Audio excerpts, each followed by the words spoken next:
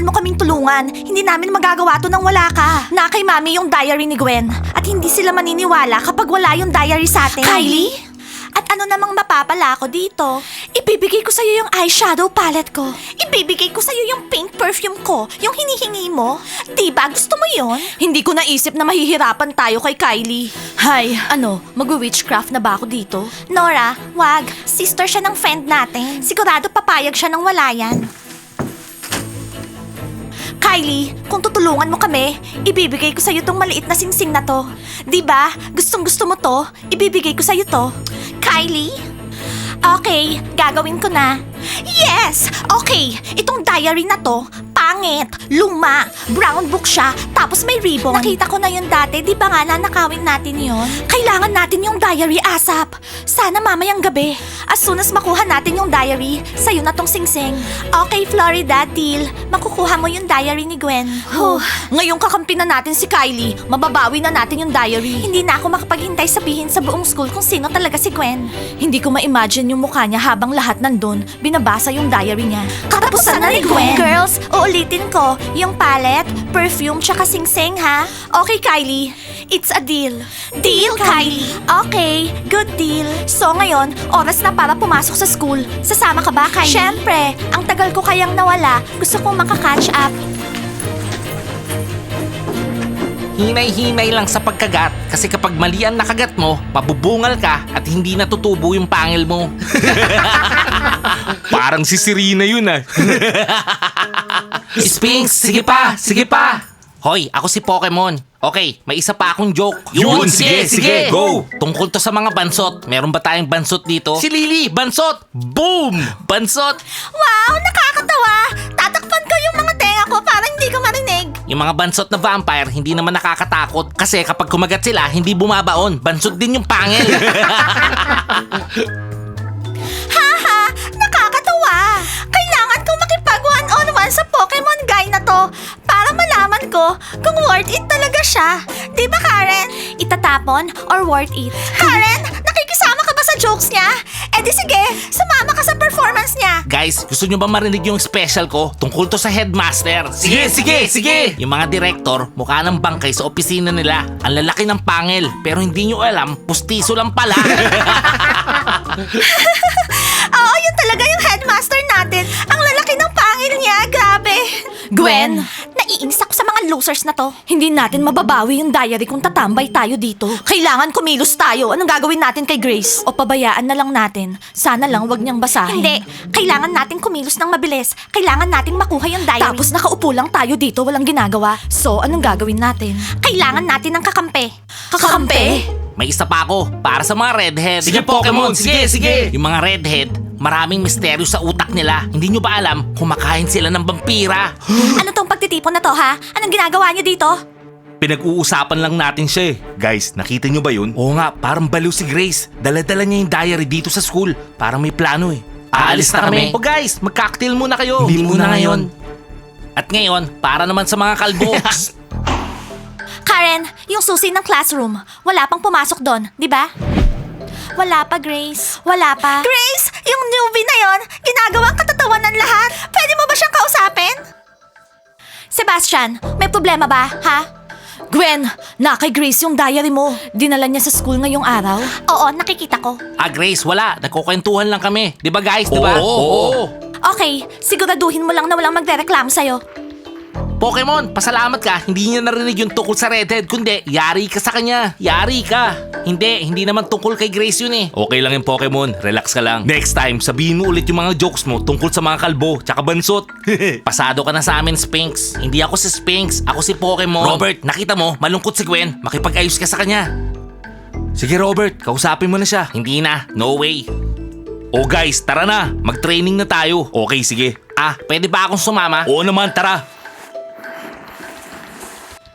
Ano, Lily? Nakakuha ka ng attention sa mga guys? Hindi mo ba nakikita? Sebastian! Sebastian! Layuan mo nga yung pinupuntirya ko! Akin siya!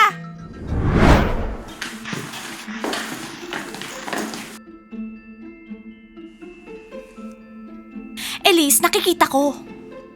Ma'am, gusto mo daw kaming makausap? Ano Ano yon? Sabi ni Karen, hinihintay mo daw kami dito sa classroom. Oo, tama. Ilock niyo yung pinto. Sige. Mami, nakalock na. Girls, eto yung gusto kong pag-usapan natin. Mami, hindi ito yung best time para dyan. Okay? Ibalik mo na lang sa amin yung diary at malalaman mo lahat later. Nakita mo, hanggat wala sa amin yung diary, si Gwen yung masusunod at hindi namin siya mapipigilan. Maniwala ka sa amin, ma'am. Kailangan naming tapusin yung inumpisahan namin. Kung hindi kami magiging totoo sa mga sarili namin. Naintindihan mo? At yan mismo yung gusto kong pag-usapan natin. Girls, pabayaan nyo yung si Gwen. Tigilan nyo na siya. Ma'am! Uulitin ko. Tigilan nyo yung si Gwen. Hindi nyo na kailangang ayusin kung ano man yan. Yung nangyari na. Okay? Hindi ko maintindihan. Bakit pinipigilan tayo ni Mami na i-expose si Gwen? Oo nga, nakakashock. Malapit na tayo. Oo, malapit na. Girls, hindi ko kayo naririnig. Naintindihan nyo ba yung sinasabi ko? Okay, ma'am. Naintindihan namin. So, ang sinasabi mo, ibalik namin yung diary kay Gwen at kalimutan lahat. Ang bait mo naman, Mami. Oo, grabe. Ang bait mo kay Gwen. Huwag mo akong pakitaan ng pangil mo, Florida. Naintindihan ko na hindi ito yung gusto nyo, pero ito yung gagawin natin. Okay? Okay, Mami, sige na. Gagawin namin yung gusto mo. Girls, nandito pala kayo. Oh, hello, Grace. Di ba sinabi ko ilock nyo yung pinto? Ganon din yung gagawin nyo. Mouse, pati kayo, kambal. Girls, bad timing kayo. Mamaya na tayo mag-usap, okay? By the way, Mouse, meron sa'yo na hindi ko gusto. May kakaiba sa amoy mo. Kailangan kitang tutukan. Okay, sige na. Grace, ano yon? Bakit naman si Mouse? Nakakabaliw naman. Okay, alis na tayo, go. Ma'am, naiintindihan na namin. Huwag mo na kaming alalahanin. Promise. Aha, promise. Alam ko na yan. Galing na ako dyan. Subukan yung idamay si Kylie dito. Magagalit talaga ako. Huwag na huwag niyong idamay yung kapatid niyo dito. Hello, Karen. Nakita mo ba yung sisters ko? Kanina nakita ko sila sa classroom. Baka nasa training room. Wala sila doon. Si Gwen yung nandun. Oh, Rose, pwede mo ba akong tulungan makipag-date kay Sebastian? Lily, alam ko yung mga lalaki at no way na magkakagusto siya sa'yo. Hindi. Bla, bla, bla. Nakita ko kung paano niya ako tignan ngayong araw, no? Oh, Rose, alam mo ba kung ilang guys na yung na-in-love sa akin, ha? Ewan ko sa'yo, Lily. Bahala ka sa buhay mo, tsaka sa Sebastian mo. Tatandaan ko yung sinabi mo, Rose. Sana malaglag yung mohawk mo. Karen! Boys, huwag niyo nga akong pinaglololo ko. Nakita niyo ba yung mga sisters ko, ha? Nasaan sila? Sabihin niyo. Nakita namin. So, nasan sila kung nakita niyo? Sabihin niyo. Hindi kami sigurado. Nakita niyo? Hindi kayo sigurado? Mga nerds talaga kayo? Masyadong maldita yung maliit na yun, Oo nga, bigla lang tayong inaway dito. Siguro, feeling niya, mega vampire siya. O Rose? O Kylie, akala ko ayaw mo ng soda. Nakita mo ba si Florida, si Jill, tsaka Elise? Hindi eh.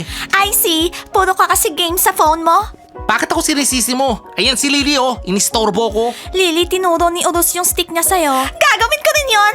Alam mo, Karen, sana may pangil ako. Hindi ko na kaya to. Nakaupo dito, walang ginagawa.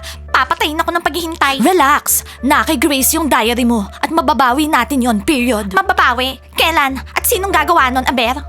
Tayong lahat. Shut up. Mga wala kayong kwenta. Gwen, bakit kami yung sinisisi mo? Kasalanan ba namin to? Ikaw yung nag-iwan ng diary mo sa ibabaw ng bed frame nang walang nagbabantay. Nandun kayo. Hinayaan yung mangyari to. Kayo yung may kasalanan. Gwen, ipapaalala ko sa'yo, hindi lang to tungkol sa'yo. Tayong lahat.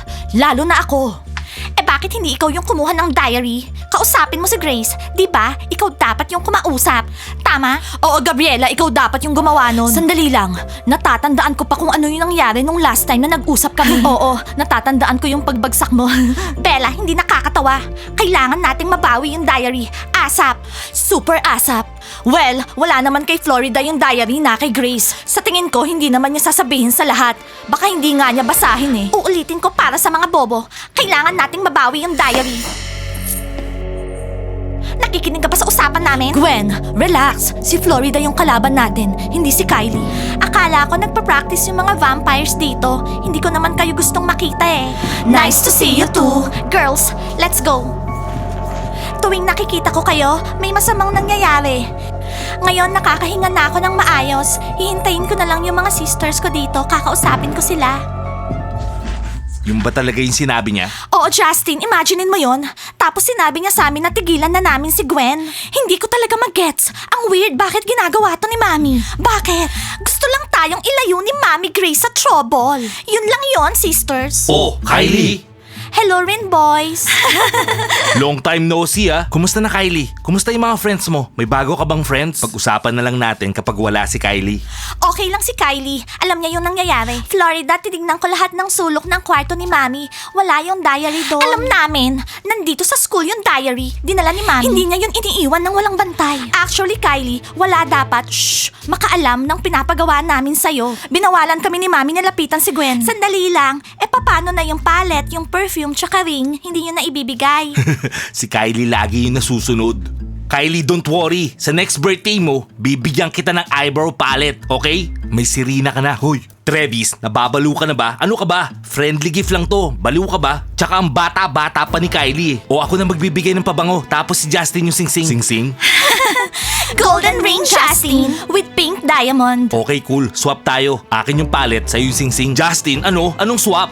Boys, relax. Kylie, makukuha mo yung pinamis namin sa'yo. Oo, ibibigay namin. So ibig sabihin, hindi na natin mababawi yung diary? Ganun na lang? Well, siguro ito na yung oras para makipag one-on-one conversation ako kay Mami. I-explain ko sa kanya lahat. Baka ibalik niya sa akin yung diary. Florida! Wow! Girls, wala na akong ibang option. Kailangan kong kausapin si Mami. Kung hindi na natin makukuha yung diary. Delikado yan. Ako, hindi ko kakausapin si Grace, lalo na kapag mainit yung ulo niya. Ako nga, nung nakita ko si Grace kanina gusto ko na lang mawala. Natatakot ako sa kanya. Tio, ikaw nga yung tinitignan niya Ikaw una niya nakita. Nakatingin sa'yo. Ha? Justin, totoo ba yun? Florida, baka hindi good idea na kausapin mo si Mami. Girls, hindi. Kailangan ko siyang kausapin. Gagawin ko mamayang gabi kapag mag-good night siya mamaya, kapag pumunta siya sa kwarto. Kung ako, hindi.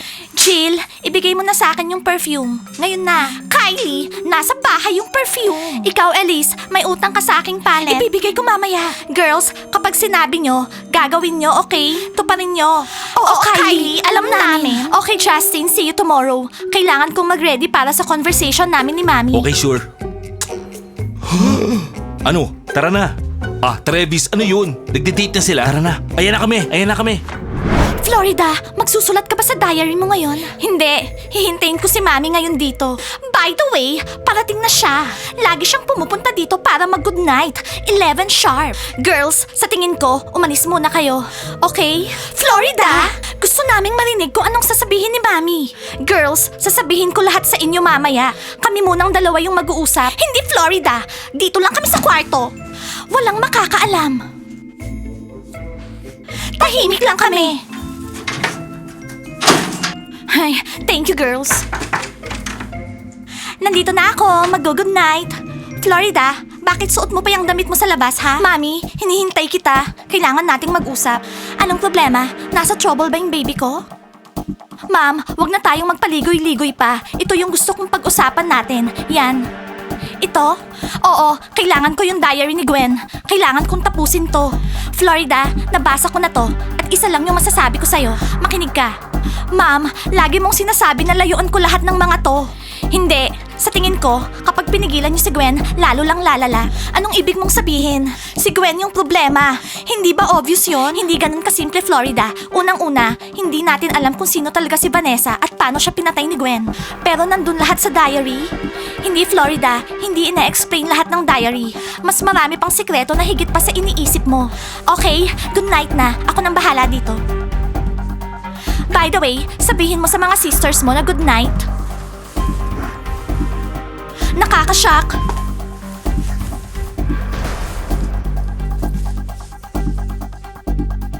Dear Diary, Day 23. Gaya ng sinabi sa akin ni Mami, marami pang sikreto na hindi na-reveal. Marami pa. Umpisa pa lang to. Florida, palabasin mo kami dito! Oo, nandyan na ako.